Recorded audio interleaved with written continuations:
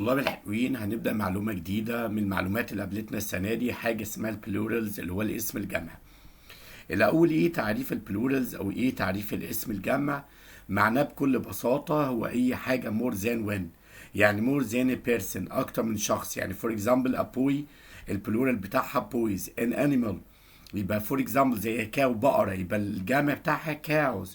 طب مع place يعني مثلا أكتر من مكان، زي أشوب محل، طب جمعها shops. an apple يبقى جمعها إيه؟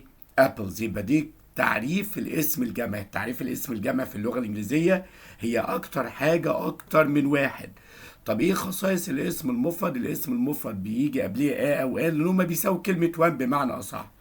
طب to change the noun into plural we add، علشان احول اي اسم من مفرد لجمع بحط له لا اما الاس او الاس او الاي اي اس. طيب احنا اتفقنا ان اي اسم جمع فعله جمع. يعني مثلا لما يروح جايب لي اكزامبل كده في الكويز تايم بتاعنا، بيقول لي هي ذا بوي، هو ولد. طب بيقول لي استخدم بويز. طب علشان استخدم بويز اعملها ازاي؟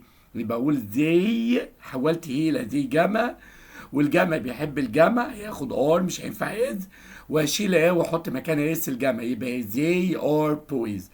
طب دول يور تيرن، انت بقى دورك دلوقتي. لما يجي يقول لي this is a shop بيقول لي استخدم ار.